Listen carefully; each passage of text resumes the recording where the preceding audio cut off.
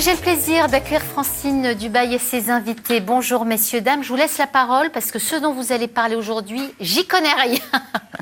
Bonjour à tous et vous allez voir, c'est vraiment unique au monde. On va vous emmener dans un monde extraordinaire, mais c'est le monde de demain, mais c'est déjà le monde d'aujourd'hui, celui de la 3D, la 3 dimensions. La 3D est partout et à la clé des emplois, on va le voir. Avec nous, Claude Barlier, vous êtes président du directoire du CIRTES à Saint-Dié-des-Vosges. On va parler justement ensemble de cette petite révolution, un procédé d'emballage notamment révolutionnaire. Et puis dans la deuxième partie de cette émission, Christophe Raquet, consultant en recrutement. On parlera ensemble justement des commerciaux, parce qu'évidemment, on peut faire les meilleures choses du monde, il faut savoir les vendre. Claude Barlier, dites-moi, la 3D, c'est une révolution, elle est en route et ça va booster l'emploi ? Oui, bonjour. Donc l'impression 3D, en fait, techniquement, la fabrication additive, oui, c'est une vraie évolution, en tout cas, et révolution industrielle, qui permet de passer d'une image 3D, d'une conception 3D, à une pièce directement exploitable, soit sous forme de prototype, soit sous forme de maquette, soit sous forme d'outillage, ça c'est beaucoup plus industriel, soit on le verra sous forme d'emballage. Alors justement, on va le voir dans un instant avec le reportage. Le CIRTES, qu'est-ce que c'est ? C'est un centre de recherche, un centre d'innovation, c'est ça, avec des chercheurs, des ingénieurs ? Alors, CIRTES, c'est un centre de recherche et développement que j'ai créé en 1991, donc 25 ans là cette année, et créé justement à l'époque sur ce qu'on appelait le prototypage rapide, qui est devenu l'impression 3D, la fabrication additive, sur un procédé, donc un procédé breveté, un procédé lorrain, innovant, qui s'appelle stratoconception, sur lequel donc nous avons bâti le CIRTES, puis ensuite une école d'ingénieurs des mines, puis ensuite une plateforme d'innovation Inori, toujours 10 ans après chaque projet. Ça veut dire que ça fait 20 ans que vous travaillez sur la 3D. 30 ans. Dites-moi, ça veut dire que la Lorraine est à la pointe aujourd'hui dans ce domaine ? Je crois, oui, la Lorraine. D'ailleurs, la Lorraine est à l'origine sur 7 familles de procédés de fabrication additive dans le monde. La Lorraine est à l'origine de 2 procédés, la stéréolithographie et stratoconception. Donc, je pense que nous sommes à la pointe. Et notre procédé est aujourd'hui, dans sa spécialité, effectivement, un procédé qui a, je pense, une portée internationale. Alors, on va le voir sur une petite révolution, l'emballage 3D, de l'emballage sur mesure. Ça permet, par exemple, de transporter, évidemment, des objets fragiles, quelle que soit la forme. Et le procédé est unique au monde, vous le disiez. Il a été breveté et mis au point, justement, au CIRTES à Saint-Dié-des-Vosges. On regarde le reportage et on en parle juste après. Un reportage de Malika Boudiba et Éric Bertrand.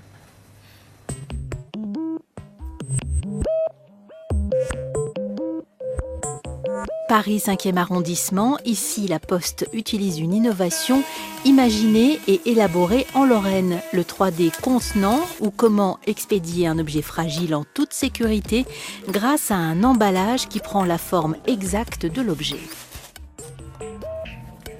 Je vends des objets qui sont assez fragiles et qui ont besoin d'être très bien protégés pour pouvoir être expédiés aux 4 coins de la planète.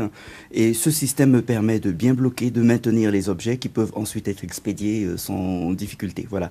Je suis moins inquiet quant à la livraison des objets. Ils peuvent être trimballés tout au long de la chaîne d'expédition et ils arriveront en parfait état. Merci bien. Au revoir. Au revoir, à la prochaine. Une innovation brevetée, imaginée et créée ici à Saint-Dié-des-Vosges au CIRTES.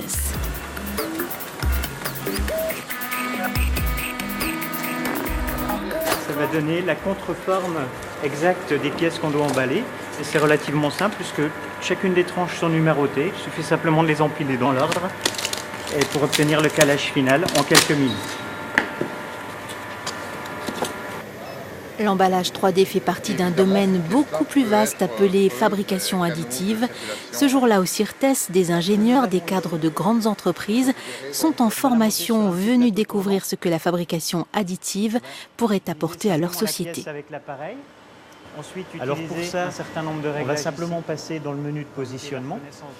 La fabrication additive, c'est de réduire des délais pour fabriquer des pièces mécaniques très rapidement.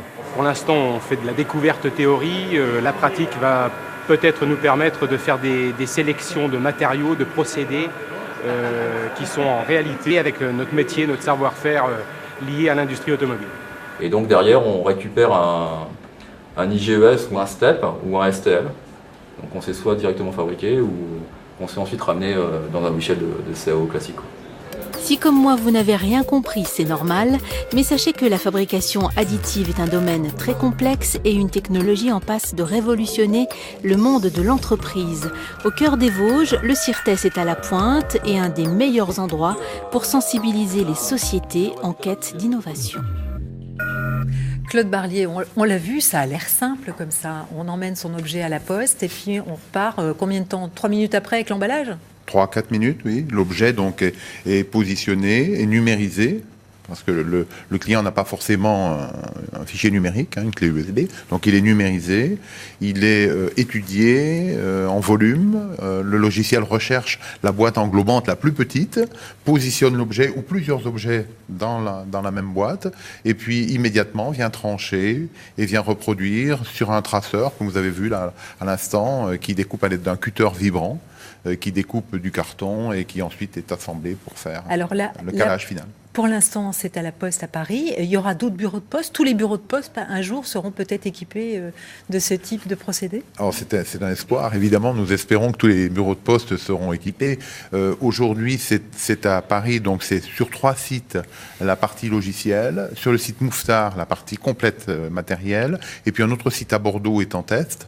Donc oui, c'est un début. Mais parallèlement à cela, il y a un développement industriel.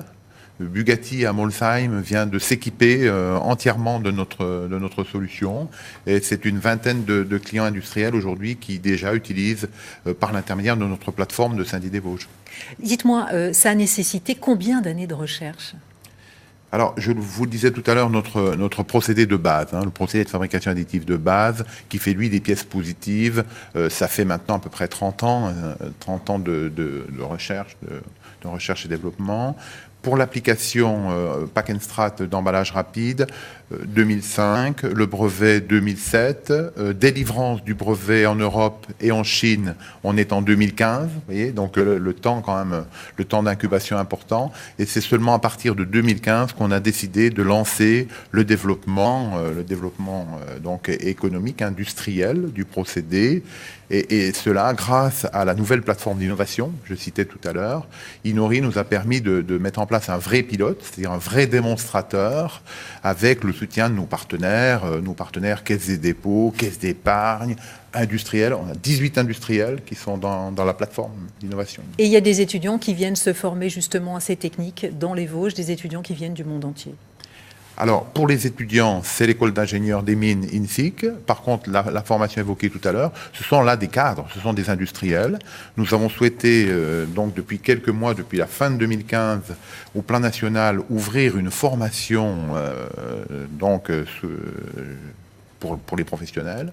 C'est une formation en 1 semaine, donc c'est vraiment un stage d'immersion. Et en 1 semaine, du coup, les cadres voient tous les procédés, y compris le nôtre. Voilà, et pour terminer, si le sujet justement de la 3D et de cette fabrication additive vous intéresse, il y a un livre qui vient de sortir, c'est vous qui l'avez écrit d'ailleurs, vous êtes le co-auteur aux éditions d'Uno, c'est une référence dans le domaine des sciences d'Uno, justement sur la fabrication additive. Avec 33 contributeurs, voilà. Merci beaucoup. Merci.